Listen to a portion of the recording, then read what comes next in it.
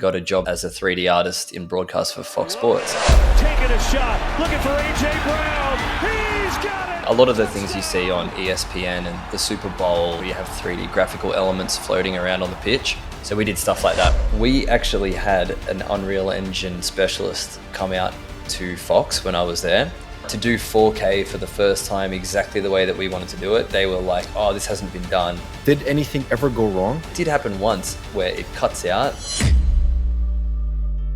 Working a cool job for a cool company with a cool title. Inside, I was like, man, this isn't doing it for me. Everyone was in lockdowns, and I told myself, I'm gonna spend every day using ZBrush.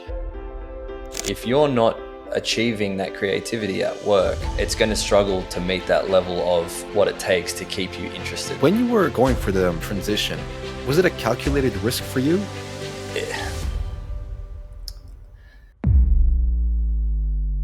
If you're finding yourselves at a crossroads in your career, well then this episode might be for you. Frankie Eaton shares his unique story of falling back to the roots of his passion for 3D character art after an 8-year career in the broadcast industry working for Fox Sports.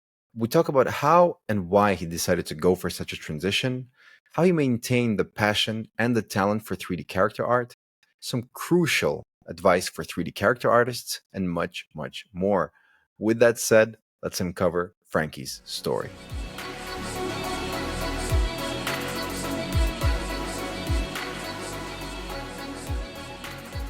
Frankie, welcome to the podcast. Thank you so much for joining us here today. You have a wonderful and interesting story to share.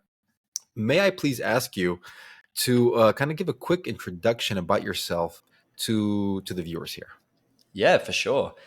Interesting is a good word that you've chose there. It's 3D. When I started, I got into it for the same reason a lot of other people that do, with wanting to get into video games or thinking to want to get into video games. And this was probably about 10 years ago when schools were new and you know, the outlets for learning game art were quite small. So I went to a college that it doesn't actually exist in Australia anymore. They've rebranded and they've got a different, So learnt my lessons there. Actually learnt that I wanted to do 3D. They actually wanted to get into programming. And then a teacher there pulled me aside and said, I think you've got the 3D art thing. There's this thing. And I was like, okay, what's that? And he actually introduced me to it. So I never knew what it was. Oh, interesting. Yeah. And what I wanted to get into was what he showed me. So like it was more or less like the visual side of video games. And I thought that was, I thought that I didn't know what it was because, I just left school. And so I started to get into 3D animation and modeling characters. And like a lot of people do, you have your interests in something previously to it. And then you get into it and you're like, oh, I want to start making characters from this game and this. And when I left college, I wanted to, like everyone, get a job and get an internship. And that doesn't always happen straight out of the gate, especially in a college. Yeah, like you think, oh, I've got all this stuff, and you're nowhere near ready to get a job in the industry. So I actually pivoted my approach and got a job in broadcast as a 3D artist in broadcast for Fox Sports, which was where my first job was. And then I worked there for 8 years, making basically the same thing as a video game pipeline. So we used Unreal Engine, a broadcast graphics program called VizRT, and everything. A lot of the things you see on ESPN and the Super Bowl and all these things where you have 3D graphical elements floating around on the pitch. So we did stuff like that, which was really cool. Yeah. So we did a lot of cool virtual studios and things like that as well. And then moved into ArcViz, which for anyone that doesn't know is architectural visualization. It's basically making photorealistic images of architecture and development, residential and commercial, which I'm sure we're going to talk about afterwards. But the love and the passion that you have for 3D, sometimes it doesn't scratch that itch when you're in an industry like that where it's very churn it out sort of thing. So, and then now I'm an art director at a creative agency. So yeah. Wow, that's a truly like a very interesting story, and a really interesting transition as well. So you transitioned twice.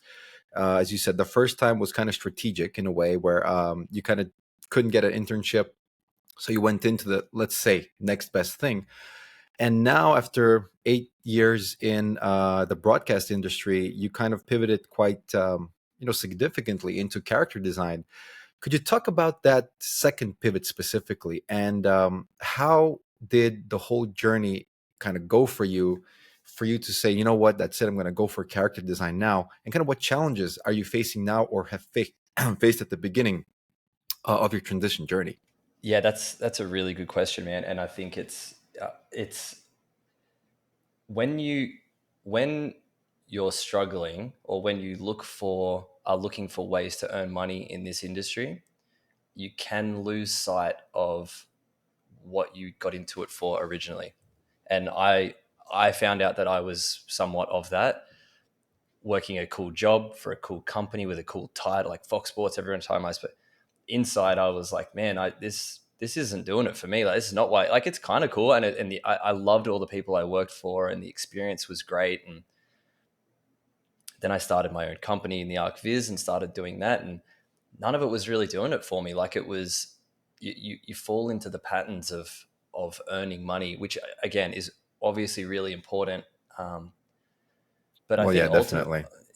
I think ultimately you're always going to fall back. You're going to fall back into what got you to the dance, and that for me was character art. And it, starting the YouTube channel and doing my personal work and meeting people online doing character art stuff, it was like, why have I waited so long to get back to what I wanted to do? Like, Oh so man, that's crazy. maybe that's, yeah, I think that's probably the best way to answer it, is that even without money. Yeah. The thing is also, I really like what you say about the fact that you're still gonna fall back to what you like to do. In a way, I've experienced the same kind of thing, not probably to the same extent as you do. Um, but what I'm kind of curious about is, after spending so much time in architectural design and in the broadcast industry, I would assume the same skills that are necessary to work in to make 3D characters, they're not really the same. So how exactly did you kind of teach yourself again how to do 3D character design, or did you kind of practice it along the way? Were there any challenges involved in kind of getting back into it again? Yep. So when I was at college, we made a couple of video games that never got off the ground, which I made the characters for, and they were really great premises. And so I had dabbled in ZBrush. This was 2023. It was 2013, so about 10 years ago when ZBrush first came out. And like a lot of people, I picked it up and I put it straight back down again because it's extremely the user interface was difficult, and the pipeline was hard, and Substance Painter and all those things hadn't existed yet. I'd picked it up over the years, here and there, but the real turning point for me was COVID, when everyone was at home, everyone was in lockdowns and stuff like that, and I told myself, look, I'm going to spend every day using ZBrush.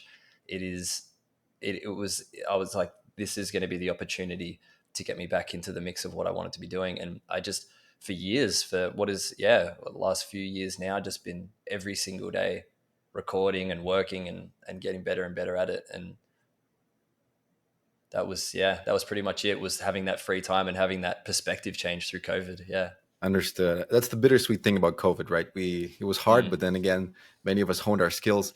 Could you tell me right now, what is your aim? Do you kind of try to um, are you trying to find a job in like a big video game company, or would you rather stick in the studio that you're in right now and maybe work on your own title or whatever the studio is working on?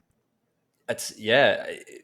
The good part of where I am now, the job that I've just taken, is that it's kind of an open sandbox. So they want to do everything. Like the company is literally called Playground. Like what they do is like they've taken me on and they've said, hey, if you have interest in doing this, let's try to get some work doing that. If you want to, I think the video game stuff is very niche, and I think that the dream for doing some type of game title in a studio that's not prepped for it is kind of pie in the sky, like big pipe dreams. But it has always been on my radar to want to work in a studio, whether it is for freelancing character work or doing something like that. The aim, I'm not actively pursuing it in a way. It's more, I'm just going to, because I think this is where having an understanding of the hard work paying off comes in, where it's, if you're ready to go, like if your portfolio is ready and it speaks for itself, you don't need to go out. Look, if people will message you, people will, if your LinkedIn profile looks great and you've got everything there, people are going to come to you. And yeah, I think that's kind of where I'm at the moment. Okay, do you have any kind of strategies for, let's say, developing your brand? So what you're doing right now is you have a great YouTube channel with fantastic tutorials, and everything is done very professionally. The work that you're putting out on your portfolio, I mean, for me, it's really amazing. The God of War character is Kratos is just stunning. I Thanks, really dude. like what you did there. Not only him, but also the axe. What you did there. So how exactly are you tackling your brand and your portfolio here? What's your strategy? How are you trying to position yourself? I've taken good advice from people that have kind of paved the trail in this. And I think anybody that's listening to this that is starting or that is looking to find those next steps, portfolio work from people that I know who hire in industries, people that I'm friends with. I've never hired for game art characters and stuff like that, but working with people who have, you need to target what studios you're going for. You need to target exactly the characters. If you want to work at Santa Monica Studio, have a portfolio that reflects that. I also learned a lot from doing that exact character that you said, in that you're kind of setting yourself up for failure when you do something like going after the godfather of character art is probably not the smartest thing to do. But it's learning, right? And you say, cool, I'm going to diversify and I'm going to pivot for my next one, which was the next character I did was original. I completely photo bashed the thing and did it. And as you can see, it probably wasn't as strong of a design of a character, because concept art is not my forte, like it's something that, so I can tell you for the next one, someone who I have been working with who may or may not have worked on the God of War series themselves, who I've been talking with. Yeah, I'm working with him. Well, I'm not working with him. I've spoken to him about some concept work that he's done that never actually came to fruition. And if I could do it, and he gave me his blessing, and that is what I'm now currently working on. So hopefully that's going to be the next cool thing that I put up. Oh, definitely. I'm excited about that. Definitely intrigued me there for sure. I'll keep an eye out on what you're doing. But my next question is related to the portfolio again. And I've heard it also time and time again, not only from the podcast, but also from other podcasts and other videos on YouTube, that you really have to kind of let's say target your portfolio to a specific studio, as you mentioned. My question to that is, why do you think that is? That's the first question, because I understand that studios have kind of the same style, and that's the style that they want to achieve when hiring someone new. And kind of B is, let's say you're targeting one studio or one style of art. Doesn't that kind of neglect all the other studios and the other potential that you could showcase, and kind of waste a little bit of your time? Is there a way kind of to, or is it smart as well, sorry, to add multiple styles at the same time? Just kind of curious about that. I think, again, very good question. I've thought the same thing. in the past. I think the fastest route, again, really, I'll tackle it with the first thing. The best bit of advice I had been given about a portfolio is that it is your digital business card storefront. So if you work anywhere and you say, we want someone to do X job, you're going to go out and you're going to go to the shop and you're going to say, which one is, this guy here, that guy can fit in exactly where we want to do this job. We can see there's no ifs, buts, maybes, anything. And I think myself and other people who are applying for jobs and moving into the industry is that they think, maybe if this person gives me a chance, or maybe they can see that I've got potential, or maybe they can, in my experience, even in hiring outside of the game industry, if it's not, wow, this person's exactly what we want, it's on to the next. And I think the reason that people don't diversify is because it's a lot more difficult and takes a lot more time. And Yeah, if I would anything, imagine. it might, when someone looks at it, they go, man, this is all over the place. We're looking for a character artist who can do big muscly dudes like in God of War. That's, he's got no Yeah, problem with anatomy. His texturing is on point. I think that's probably the interesting. reason why. Yeah, if I was hiring, those are the things I'd be looking for sure. I see. It's kind of, I mean, just in my personal opinion, a little bit. I understand the business reason for that from the companies. I totally do, Yeah, but it's a little bit sad it that is, it's man. like that. So it's a bit of a bittersweet story. But because sometimes you could, target a certain style, a certain company, and then perhaps not get hired, and then you're left with this style and left with this portfolio that really is not needed currently to anybody else, and you have to kind of readjust. But Yeah. I guess that's the way the real world functions, and that's the way it has to be. Do you know by any chance what is the method for searching for 3D character artists that the studios are using? Like, what do they do? Do they search LinkedIn? Do they search ArtStation or some other website? And if they do search them, what's their criteria?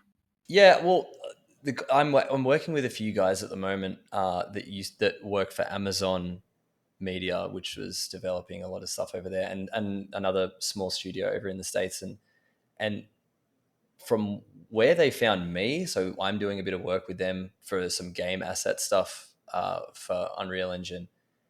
That was through LinkedIn, and LinkedIn, I think it's because of the reach that it has. Like it's very shareable. The people on there are all preferred. Like ArtStation, I can't imagine isn't a bad place either, because that's where people are posting their work, and that's where I find great artists. I think it's a developing industry in general, and I wouldn't be surprised if people are finding me or yourself or anyone, like talented people from YouTube, like, or who's to say that you can't do it? Um, yeah, back in the day, I remember looking on websites like there were like weird forums for doing jobs. You'd pay get paid $100 to do something that you'd probably charge 5 grand for today. Um, so yeah, I think it's just Yeah, back in the day evolving. was dodgy. Yeah, I yeah, see. very, yeah, yeah. But I think it's evolving. I think that's probably the biggest takeaway is that if you're going to be putting yourself out there, I mean, LinkedIn and ArtStation, that's going to be where it's at anyway. But it kind of brings back to that first question. It's just the work's going to speak for itself. If you put the work in, it's going to be there, and people will find you. Trust me. Yeah, it's interesting actually that, like, it's a weird conundrum how people, how they eventually will find you, but nonetheless a good one. Um, what's the time period more or less for the characters that you're making? How long does it take you to make? Kratos character took me probably about 100 to 150 hours, maybe. My goodness. Yeah, Whoa. but that was in outside of work time. Like that's where the real grind comes. You're in a day job and you Yeah. come home and you want to. So yeah, I reckon it took. I was on and off it for the best part of a year, and yeah, probably 3 months total. I would say maybe 10 to 12 weeks if I Wow. was. Yeah. Gosh, that's incredible. Do you lose motivation along the way? Do you Yes. have like moments where like, oh, I don't want to continue? Yeah. How'd you cope with that? How do you persevere and just continue making him? Because it's a tedious process sometimes, like adding every single detail and every single button and every single hair follicle. So how do you kind of push through? It's a tough one because I think it really does separate your, it shows you whether you really want to do it is probably the best way, because it's like anything, right? If you start something and you get to a point and you want to break, and I think that's why it meant so much to me to finish it, was because it's meant so much to me. That first, the Skull Kid character that I did, that was purely, I didn't think anything of it. I didn't think it was going to get me anywhere. Hmm. I'd finished Oh, from Kratos Zelda. Yeah, I see. from Zelda, yeah, and then Yeah. I'd finished the Kratos character, and I thought, man, this is going to get me so much. Like, this is what's going to. And 3D World Magazine reached out to me, and I was like, oh, they're gonna put my Kratos in there. It's going to be awesome. They're like, can we put the Skull Kid in there? And I was like, man, that was nothing. It took me nothing to do that. This was so much Oh, harder. that's But incredible. it's weird how it works. But that was through ArtStation. So yeah, there you go. And that's like the perfect example of what you're saying, that they're gonna find you, but you don't know with which character. Yeah, yeah. So But even hey, I mean, yeah, even that character is really amazing. I mean, the more I mm, speak to artists and character artists, the more I realize the difficult process of like what a difficult process it really is. I mean, it's not simply just coming up with an idea. yeah, Um, Kind of segues to my next question. So obviously, there's a difference between concept artists and 3D artists. But just before, you mentioned that since you're not a concept artist, when you were doing your original character, you faced, I wouldn't say difficulties, but a little bit of a learning curve in order to, from what I understand, make something original and create an original idea. yeah, Could we just speak about that? Because in my mind, for example, a concept artist is a person who creates a character from, let's say, the writer's description, or they themselves think of something and then they kind of draw it and put pen to paper. They don't touch any 3D modeling software, at least most of them, if I'm correct. that is And then correct. Yeah. there's 3D artists who kind of take that idea and everything and model it and make it something that can work in game.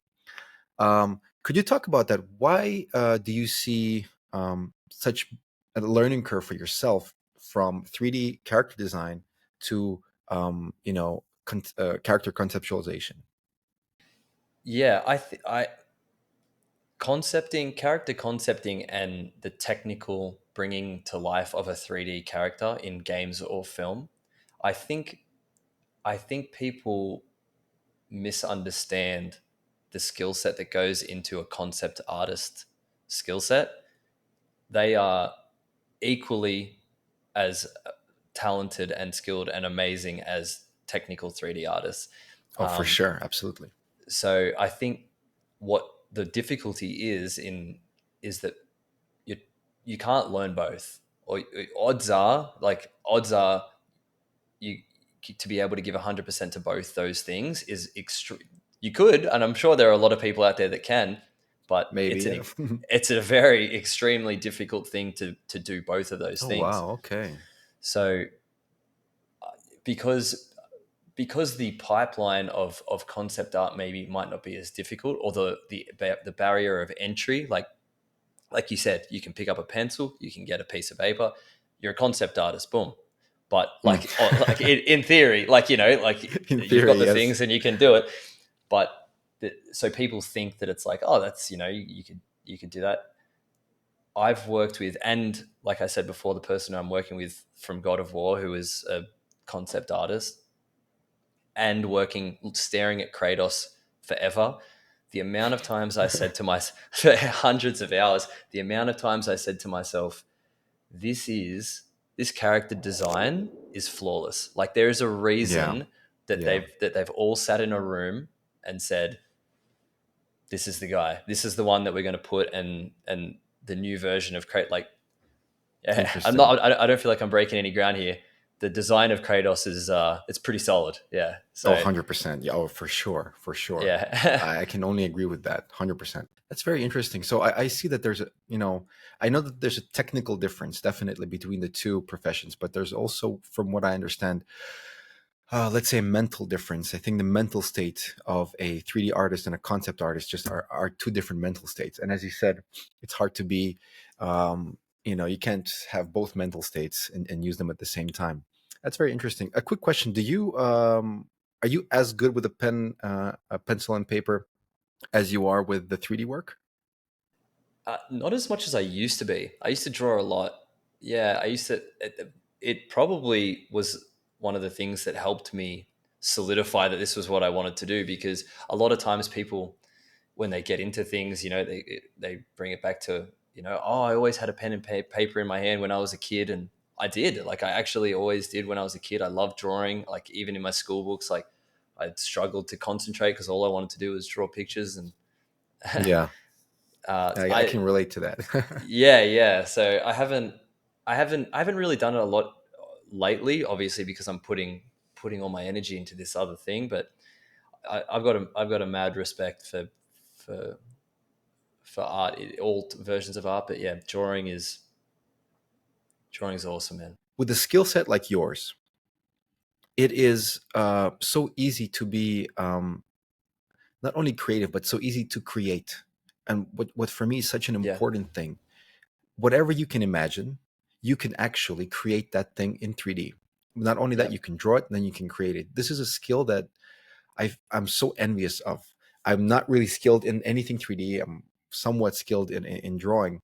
And with my kind of background in graphic design, I felt so free that I could create all these things and all these, assets and, pictures and whatever, photo editing, uh, that, no one can, not a lot of other people can. And it just gives you this liberty to create, to be really confident. When it yeah, comes to your line of work, it's even more so. Like it's to an extent that is, you can not only create 3D characters. I'm pretty sure you know something, some information in terms of how to create environments and whatnot.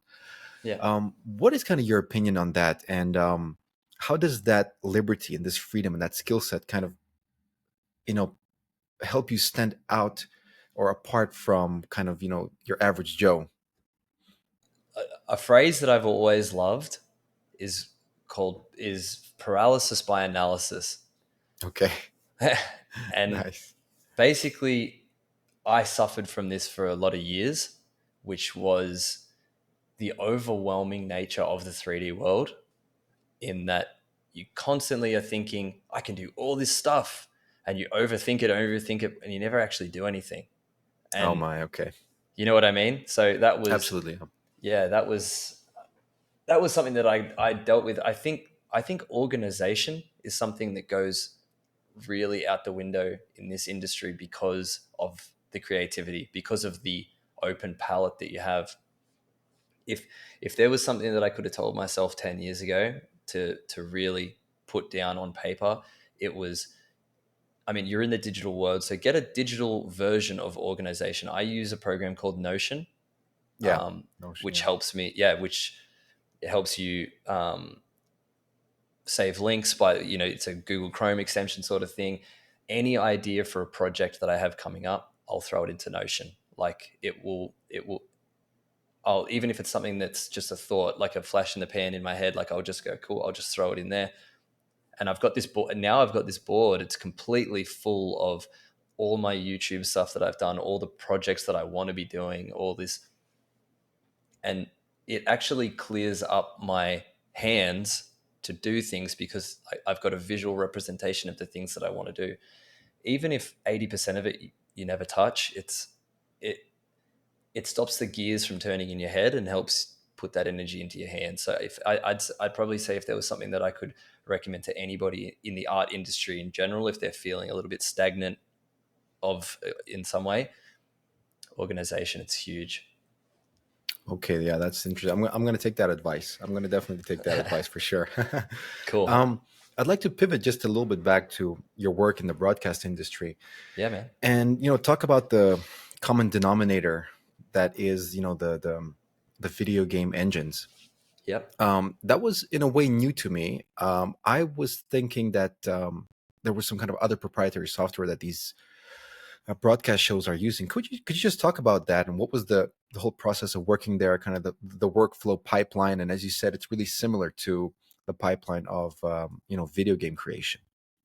Yeah, yeah. So when I started there, we worked in broadcast graphics packages. So whenever you watch sport, whenever you watch, I actually worked on the UFC broadcast Oh, for. I worked on it for 8 years. Yeah, for the best part of 8 years. amazing! Oh man, Yeah, that's so cool. yeah. So we used to. I actually did a lot of the studio show graphics package setup for the Australian version of the UFC. So that was another element. It's another passion of mine. So I was like very into that for a long time.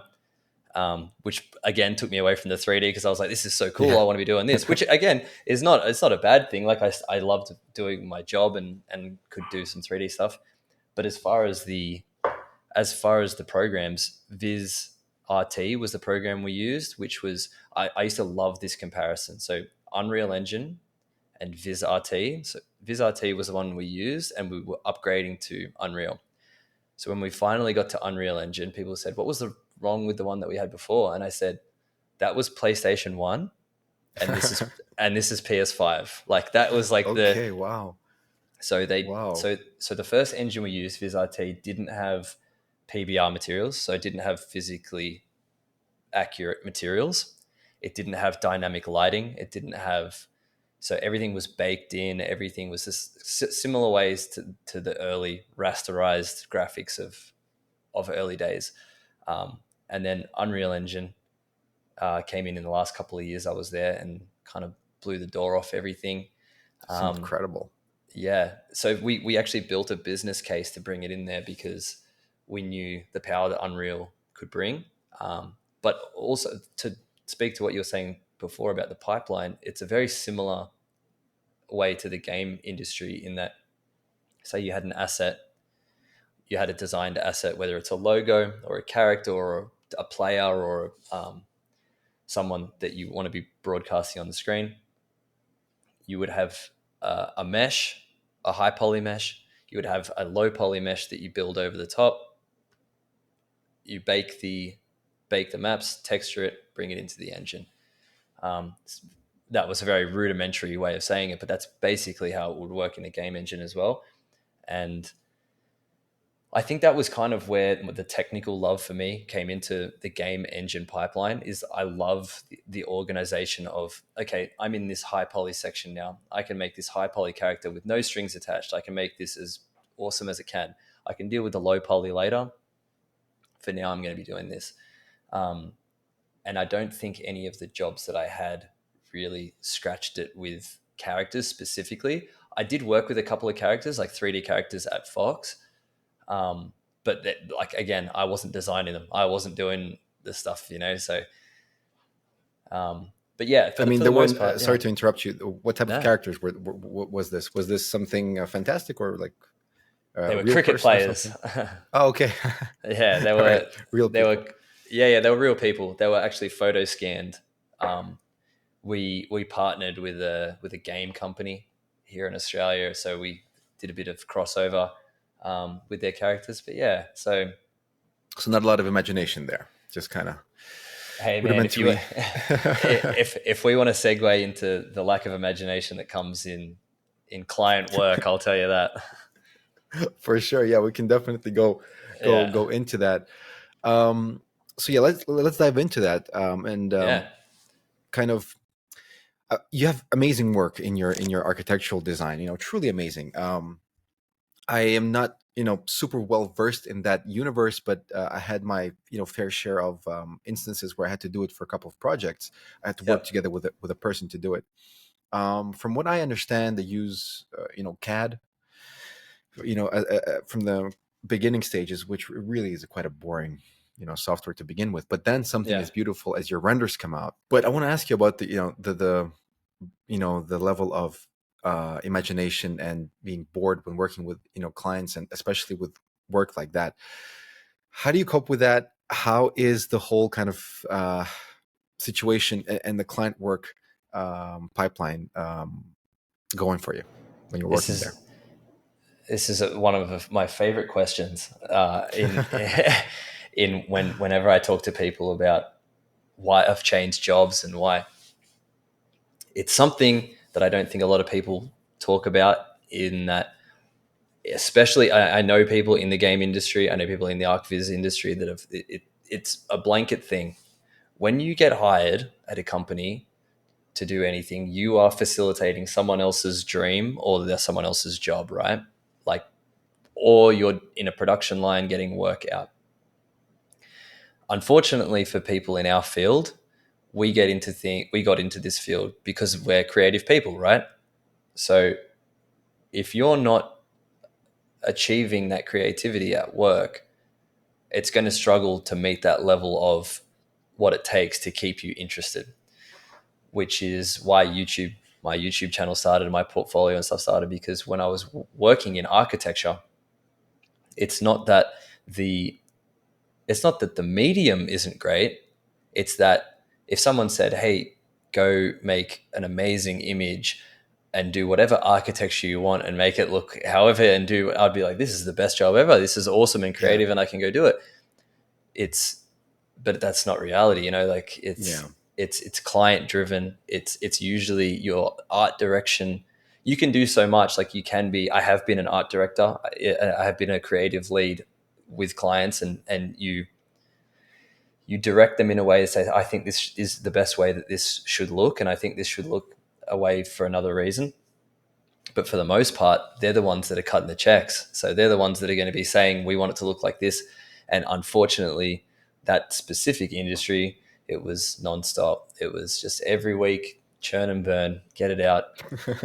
and and you need to That's hear it from tough. people that aren't exactly trained in that space. And at the end, that was pretty much it. Yeah, it's definitely tough, and especially I really like what you said about the fact that creative people need a certain level of their creativity to kind of burst out of them in order to get that high that we feel from creating things. And when you That's kind of it. deplete yourself from that, it's not really the nicest thing. But the renders, I mean, they're great. You can't say anything. They're fabulous work. Thanks, How man. were they done? Is it also with Unreal? uh I have actually loved the prospect of moving forward in Unreal for ArcViz. I think real time rendering period is the future. Whether it obviously is with the gaming industry, and I think ArcViz broadcast, all of these elements that I've worked in before, it is only going to be real time. The future is real time. Yeah, let's just say that. You can use any 3D software to do what I did, but the industry standard for ArcViz, usually, like, if you were to apply for an ArcViz studio, you need to know 3ds Max, only because I think it's more of a like a legacy thing. It's kind of where it started. Like CAD, like 3ds Max was more of a branch off CAD. But I know people in the game art industry that use 3ds Max as their DCC before the, between ZBrush and Substance Painter. Like Marco, I forget his name. He's the guy from Mesos. He's Kios Masons. He uses 3ds Max. He did the Elden Ring frog. Wait a second. Oh yeah, of course. Yeah, yeah. I see right there. So Yeah, okay. he He's uses amazing. 3ds Max. Yeah, yeah. He uses ZBrush, and then he decimates the model, and then he uses 3ds Max, I think, for like ID assigning, and then we'll move over to Substance Painter. He's got a very unique pipeline. Like, he basically, like, I'd never seen anyone do it the way he does it. So So to speak about the importance of Unreal Engine, yeah. do you kind of does Unreal Engine know, or the people at Unreal Engine know how important their software is outside of the scope of game design? Is there, for example, um, certain tools or things that they do specifically for other industries, perhaps? Yes. So we actually had an Unreal Engine specialist come out to Fox when I was there, because what we were trying to achieve hadn't really been done before. Like, 4K broadcast is a new thing. Like in a lot of other industries, standard definition television doesn't really exist anymore. A lot of things are moving HD, 4K. You know, soon you won't be able to buy a TV that's not 4K. Like Right. that's just like the future. Yeah. And our broadcast, what we wanted to do is we said, okay, we want to use Unreal Engine, and we want to have a green screen and 4K, and we want to be able to do all this. And they basically said that hasn't been done. Like, we don't know how to do that. So they sent somebody from Unreal out to us, who are Oh, a wow. who are a game engine company, who have never done anything. As from what I'd heard, they'd never done this before.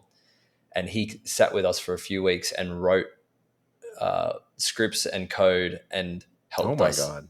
Yeah, so we actually wrote a plugin for the camera tracking system to work with Unreal Engine. And Wow, that is incredible. so to answer From your both question, sides. Yeah. yeah, they are very. I was very surprised. I was very surprised at how helpful they were. I think it was because they saw, okay, Fox, what they're trying to do. This is a first. We can. They care. They definitely care, and I think that they're the leader of the pack for a reason at the moment. Absolutely. And and they see the potential also. I'm sure that they see the potential in kind of not only a transition, but to add other tools for different industries. Yeah, Like for example, also with their metahuman, that's a whole other story, right? Like that's yeah. a whole other industry people can use that with. And I see what they're doing here as well. But wow, that's amazing. Are you like the first let's say big studio to ask Unreal to kind of create a new set of tools for the broadcast industry, or did they work with anyone else after you or before you? Oh, I know that they do. They do work with other companies. I know that a lot of the 3D broadcast graphics that are going on at the moment are probably. I know of two other studios that are going through Unreal. But to do 4K for the first time exactly the way that we wanted to do it, they were like, "Oh, this hasn't been done, and it's live. Like, it's a live broadcast, so there's a lot that can go wrong." So Yeah, absolutely. helping us through, all the technical issues to get that the way that they did it was. They said that it was the first for us, so I'm sure, like, even in the year or two that I haven't been there, I'm sure that they've moved over to a lot of companies and said, "Hey, we want to be using Unreal." Yeah, No, no, for sure, for sure. It's actually really interesting to see how Unreal is progressing from just being a game engine to all these other industries. Talking about everything being live, that is a whole, like as you said, a whole nother story. I mean, just streaming live gameplay is yeah, stressful enough, yeah. but streaming to a whole nation and with a huge studio and graphics and lighting and audio and everything. Did anything ever go wrong when you were working there? We had redundancy. So we actually had something built in to our engines where if something cut out, it would jump to another engine that was running in parallel. Oh, So interesting. the Okay. worst thing, I think it did actually happen once, but I mean, this is in a lot of live things like live broadcast, because if it's not live, if it's pre-rendered or something goes down, it's okay, you just jump to the next thing. But in a live broadcast, if you're doing a full virtual studio, your whole broadcast, the whole visual is dependent on the 3D set. So I think it did happen once where it cuts out and it just goes straight over to the other engine that's running in parallel, and it's almost seamless. So I think that might have happened once, but yeah. Okay. So basically, the other engine, you mean another copy of Unreal or something totally different? So a whole PC unit engine, which has Unreal running on it in tandem. So they have the exact same scene loaded, the exact same thing, and if one goes off, the other one kicks into gear. Yeah. How long does the preparation take for a live, sequence to start? You have to prepare the engine, the graphics, and the assets and everything prior to us as viewers looking at it live. Yeah, cool. That I get what you mean now. So we used to call it bump. Okay, so you've got the initial prep phase, which would be templating. So we would template a lot of the work that we did. So we would anticipate, like if you were looking at pound for pound rankings, in MMA in UFC, you would go, cool, we need the top 10. Those top 10 names are going to change, but we need to prep that maybe sometimes there's not going to be a champion. There might be a vacant title. So there needs to be 10 and 11 spots, or this is just an example for one that we use. Yeah. But so you would prep all the variables of what could potentially be used.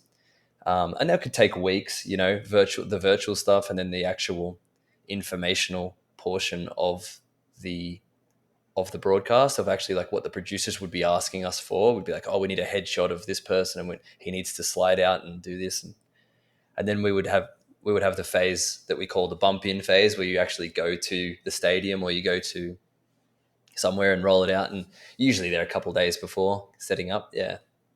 That's freaking awesome. Wow, that's really cool. It's an interesting profession, actually. It's exciting, especially when you're working, have the opportunity to work in something like the UFC. Did you get to meet any of the fighters? Anytime? So this was another reason I loved Fox Sports, was I actually got to do some interview gigs. Really? Awesome. The producer of the show was a good friend of mine, and it was kind of me and him that were running it. He was producing and then ended up hosting it. And then when he wasn't available, I would take his gigs. So yeah, like, oh man, awesome. Yeah. We had Alex Volkanovski and no way. I was just going to ask you if you spoke to Alex Volkanovski. You really did? Dude, that's awesome. Volkanovski was the host of our show. Oh my goodness, that's amazing. He was the talent, and Rob Whittaker. So it was Volkanovski and Rob Whittaker. Whoa. Yeah. I know. How are they in person? It was a good show, man. Dude, they're Aussies. They're the best. Awesome. Yeah. They're really cool, no, for sure. I want to kind of talk about your YouTube channel, and obviously many, if not all, 3D character artists or just artists in general have YouTube channels where they showcase their work. In your specific case, how did that allow you to connect with your audience and with other 3D character artists, and kind of improve your knowledge and kind of get out there and showcase yourself? The best thing that has come from the YouTube channel has been meeting other people, and meeting people that appreciate the work that I'm doing, and letting me know that it helps, because I guess that's kind of why you're doing it, right? You're doing it for the love of the trade, and it's not to make money or to be famous or to do anything like that. A couple of guys that I speak to still on the regular, they're telling me that, we've learned more from your YouTube channel than you have at school, and all this other stuff. And it's like, I've been through that myself. I know what it was like at school, and thinking, I'm not learning anything here, or I'm not learning real industry stuff that you want to be. So starting Discords and having a platform for people to come there and actually ask questions and stuff as well, is something that I've got on my horizon that I want to be doing, to have more of an open platform to speak to people and answer questions. But I think it's more that it's just building relationships with people who want to learn. So you would advise it's a good idea for 3D character art, or just anyone in art, to go for it and create a YouTube channel, YouTube account, right? I think it's great for a number of reasons. If not for the teaching, it's like you keep yourself accountable. You keep yourself accountable on. I've actually gone back to my own YouTube channel because I've forgotten things. Like, I've done things, okay. And I'm like, and it's only new. Like, I've only really, started in the last 6, 7, 8 months, but it's a really good way to, even if you want to make a video about something, like, I'm going to make a real-time game character from start to finish. I'm going to do the full pipeline. I was learning things, like I was relearning as I was making the video, because you're constantly keeping yourself accountable, right? Like, you're just like, oh, I need to do this part properly, and I need to do this. And then, but when you get to the end of it, you're like, man, I really was holding myself to a high standard to make sure that I get this thing right from start to finish, because everyone's going to have eyes on it. So yeah, and everyone has their opinions. That's it. Yeah. Yes, they do. Anyone can have an opinion on YouTube. That's interesting. Did you have any sort of a trouble kind of speaking to the camera and speaking to the mic, kind of overcoming that challenge? I know I did at the beginning. I had to watch, a couple of videos and, kind of de-stress myself and kind of learn how to do this whole thing. How about you? Yeah, I definitely did in the beginning. I think it was just getting the ball rolling. I watched a video. It still sticks with me today. Mr. Beast gave advice on starting a YouTube channel. And he's the guy, right? Like he was the number one guy, right? So I thought, who better? And he said, there's one little nugget that I took from it, and it was get your first 10 videos out, because they're not going to matter. They're never. No one goes back on their YouTube channel and goes, their first 10 videos were the best thing they ever did. It's all gone. So I thought he's right. Just do it. Just get it out there, and before you know it, you're going to think your first 50 might suck. I agree with you 100%. And I've listened also to the same advice and probably to the same video. And, kind of when I listened to it the first time, I thought, okay, yeah, it makes sense what he's saying. But then when I put it to practice, I looked at my videos and I'm like, man, he is not only making sense, he's like absolutely correct. Yeah, man. And Yeah. I thought like, you're going to start off by making something good, but no, it's going to be complete nonsense, and you're going to get better and better. So yeah, basically, I just go for it is the rule here, right? Just go for it and learn along the way. I think there's a common theme here. I feel like it's the exact same thing with the character art. It's just start putting stuff up. Just start doing it. Yeah, that's I agree with you exactly. Just whatever it is, go for it. Yeah. But when you were kind of going for the transition, was it a calculated risk for you, or was it just like all hands on deck? Let's see what happens. It has been difficult in the 3D world and getting jobs in it. It's not transferable. So similar to what we spoke about before, I could be an amazing 3D artist in architecture, and if I go to a video game company and say, hey, I want to do characters, they're going to need to see characters. So I feel like having an understanding of that and going a little bit easier on myself and saying, hey, I'm just going to build a dope portfolio and do it in my own time. And when it's ready, people will see it. I think that's probably the best way to approach it in it. And if you can be in a job and earn money that is somewhat in the similar realm, and you're happy and it's not draining you or burning you out, and you can still do cool character art, I feel like that's the dream, and until you completely dive in and say, I want to do character art, I want to work at a game studio, that just comes with time. Am I correct in understanding that Animarch is your company, right? It's my company, yeah. Okay, so what I wanted to speak about is the entrepreneurial side, kind of your journey. Yeah. Are you still? Do you still own Animarch? Are you still working, doing work for your own company? Yeah. So I just started this new role a couple of months ago. So I've parked Animarch for now, but it is still very much there. Whether or not it is going to be an architectural visualization company in the future, I'm more than happy to pivot it to be a game company, which a lot of people ask me about. I get emails all this. Yeah. Like they're like, oh, do you do game art in your company? And it's like, not yet. I will eventually. But that was an important thing for me to do, much like the YouTube channel, was that I want to start a company. I want to make something that's my own, whether I was making a cafe, starting a cafe, pouring coffees, or doing something. I need to make a name of something, and I need to do something. And it just so happened that in COVID, starting a company, an ArcViz company in my bedroom, doing, renders, it looked professional and it did the thing. And I actually got some really great work through that, which got me to the next job as well. So talking about ways you could put yourself out there. Yeah. It's a big step to start your own company. When, if we say just verbally starting your own company, yeah. But when you actually do it, it's really different. There's accounting, there's registering the company, there's, making the website. There's a lot of things, and you get taxes and everything. Yep. So what are the lessons that you have learned, and how did that change you, personally, from not owning a company to then owning a company, working with it, keeping it up to date. And even though if now it's parked, it still doesn't mean that you can just, let it be afloat. You still have to keep that in the back of your head. It's a big responsibility. Yeah, yeah.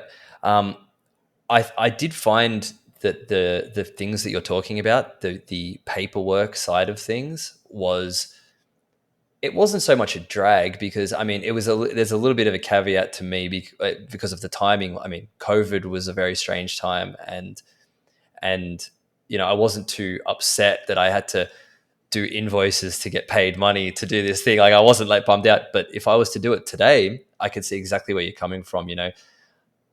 I've the stress of doing the paperwork and the tax, and especially when the thing that I'm doing is a creative art, and that's really what I want to be focusing on.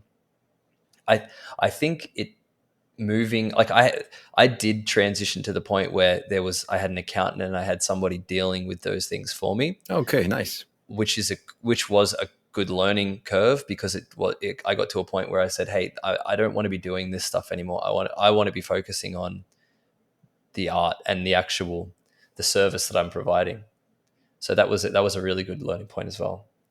Yeah, I think it's something that really kind of, if it sets you apart from anyone else who didn't do it, because it really adds that kind of level of responsibility and kind of paying attention to little details. Because here you have consequences. If you're not going to get the taxes done on time, you're going to get consequences. If you're not going to do, your client work on time, it's you're responsible for that. So it's something that really teaches you to be a bit more mature and kind of aware of what you're doing and how you're doing it. Yeah. But at the same time, yeah, it's an interesting endeavor, and definitely if someone could do it, they should do it. My kind of next question would be about VR and kind of your thoughts on that. Do you see VR kind of, making its way a bit more into the kind of, let's say, mainstream gaming scene, or not only even gaming, let's say other industries, since you worked in the broadcast industry? Do you see VR or AR making their way into those aspects of work? Yeah, it's a very interesting time to be in the VR space. I think for so long, even when PlayStation brought out their peripheral of, their VR headset and the gimmick of what VR, for what it is in general, like the product is great, and the experience is great. I think the missing piece, well, I mean, it's been going on for years, right? Like, there hasn't been that from version 1 to version whatever it is now. There hasn't been that much development, other than the like technically how it looks and all that kind of stuff. It's still a giant computer that you've thrown on your head, right? Yeah. I think recently the Apple Vision Pro and where they're going with it, how it's like you can't have a conversation with someone, you kind of disconnected from the world, all this stuff. I think now that it's just tipping over into that, hey, it's not this weird, ugly thing. I mean, even though it is a literal computer on your head, the new Mac one has, like, it's not a peripheral, it's an actual unit. They're trying to remove that barrier from disconnect between the real world and the virtual world. And I think that gap of, hey, I'm going to be excluded in my weird virtual world over here in this thing, I think that gap between reality and that is getting much, much smaller. And I think, interesting.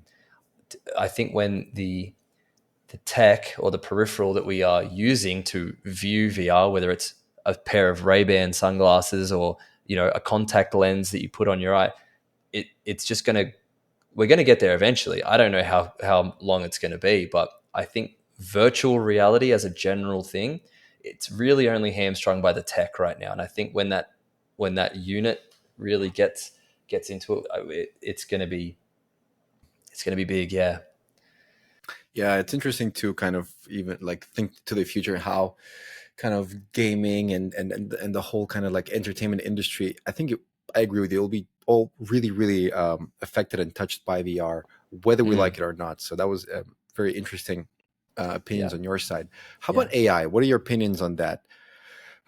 Since you're, in the art industry, is it helping you? Is it something that you're kind of, upset about, or do you see it as a potential threat or something positive?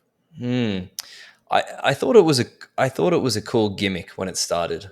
I was intrigued by what it was. You say a bunch of stuff, and then an image comes up. It's like, yeah, it's pretty cool. I've never seen anything like that before. Then it started getting good, and then it got a little bit more Then you got scary. scared. Yeah, I think as long as you're in this industry for the right reasons, I don't think it's going to matter. Meaning, if you're doing things like AI is only going to affect who lets it affect, if that makes sense. Like if you're going to be Understood. if you're going to be a company that incorporates AI into your workflow, if you use it, I like the idea of it helping instead of being like a thing that's going to take jobs, because you can already see AI. There are tools in Maya and there are tools in that they use. I want to populate this many things across the X and Y axis, and then it will just do it.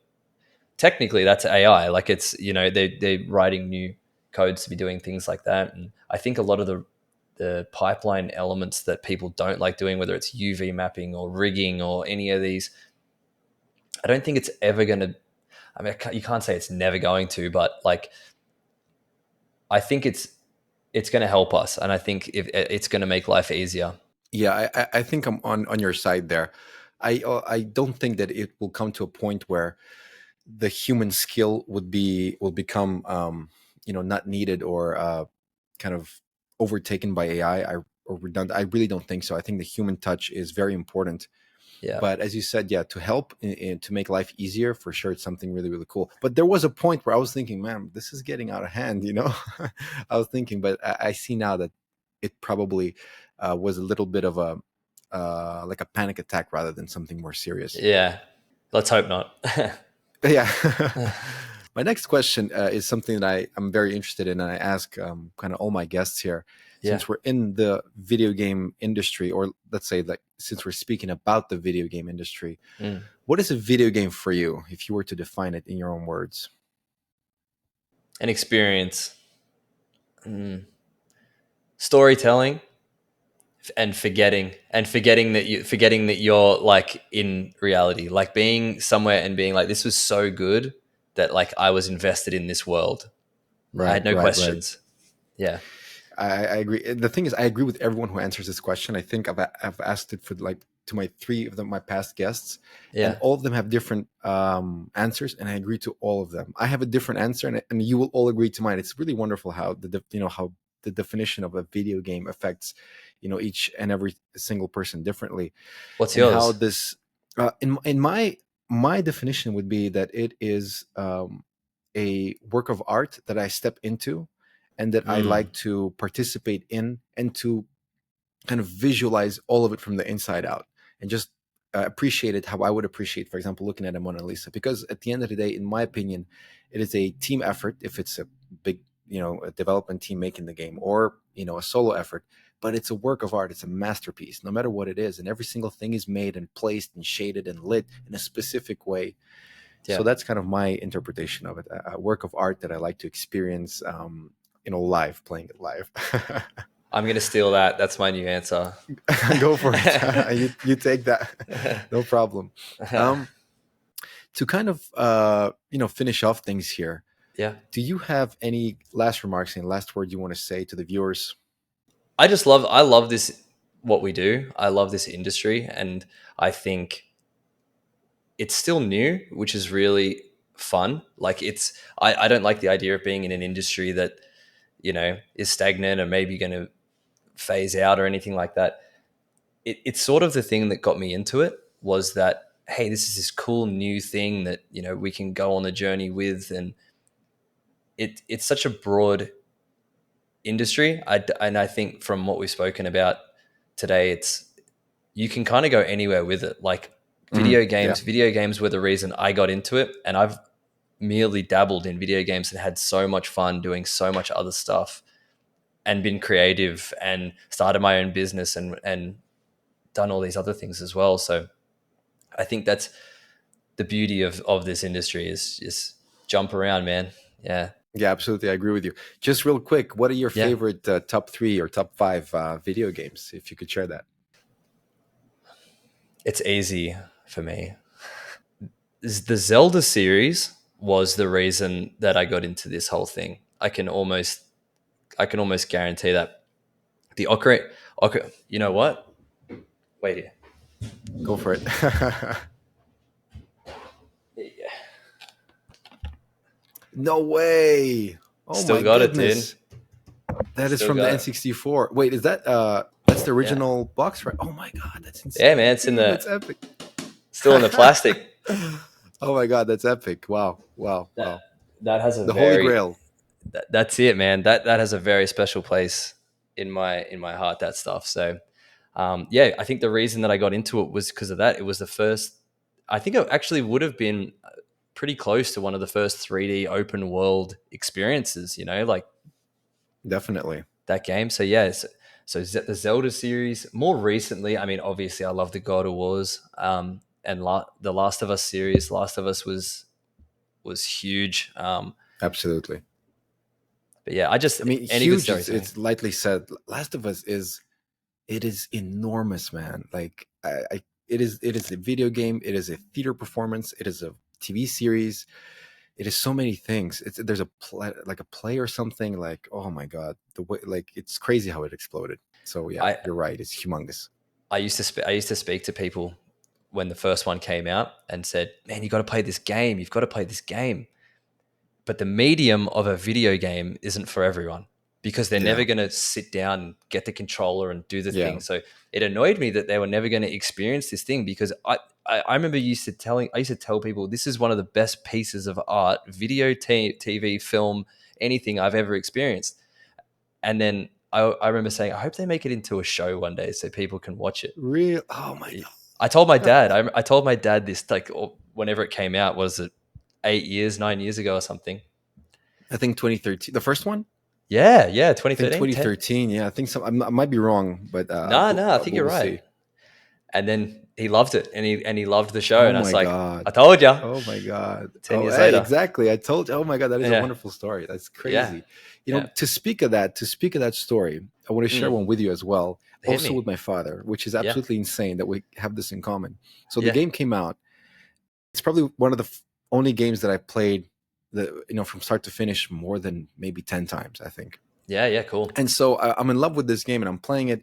And I told my dad the same thing. I'm like, look, listen, you're not going to play this, but let me play it for you. And you look at it as if it's a movie.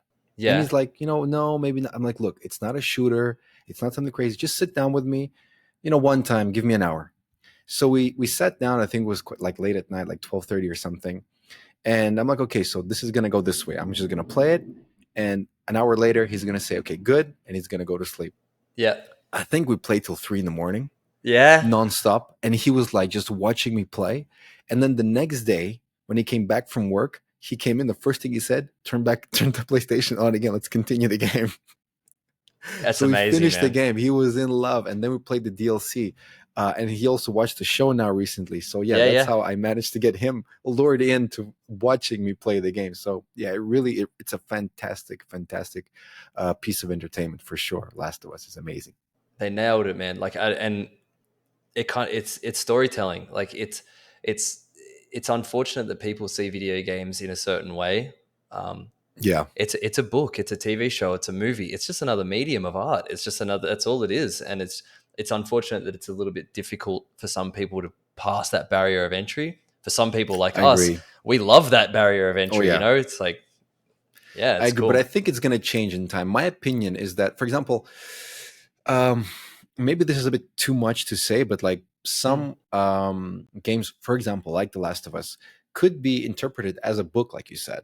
yeah, Reading books is good for you, and it's a thing that I like doing, and I recommend everybody doing. But also, why not playing video games? Because you learn a lot of things from games like that. yeah, And not only that, but many others. And just generally, it's a great form of entertainment. If you have the right mental state, then I think it's something that I want to, like, I have a son. I want to encourage him to play video games from as early as I possibly can. I want to play with him when he'll yeah. be able to, to hold a controller and everything. So I think you're right. I think eventually the society probably will come to an understanding that there's not going to be this barrier to entry for video games. And I think video games are going to be part of not everyone's, but let's say a majority of the population, but probably not in our lifetime. We'll see when that's going to happen. I mean, they've come a long way. They've come a long Absolutely. way, even in our lifetime so far. So I'm excited to see where it goes. Yeah. 100%. 100%. Frankie, thank you so very much for, being a guest on this podcast. Every time I speak to somebody, I learn something new from you. I've learned, a bunch of new things and a lot of insights about multiple industries. You have a wonderful story, a wonderful journey. Anybody listening can learn a lot from you. I'm very excited about the project that you're working on. I'm very excited about the project that you will work on. I'll be following you closely, and I'm wishing you nothing but the very best. And thank you so much for being a wonderful guest at the podcast. Thanks, brother. Thanks, man. I'm keen to see everything that you're doing in the future as well. I think this platform is awesome. And that's the reason I wanted to come on, was the people that you've had and the people that it looks like you're going to be getting in the future, man. Yeah. Keep it up. Oh man, thank you. Those compliments are gonna make me blush. Thank you so much, man, for the warm words, for the comments, and really keeps me motivated. And just thank you for being such a wonderful and nice and kind person. Thank you very, very much. No worries, brother. Keep it up.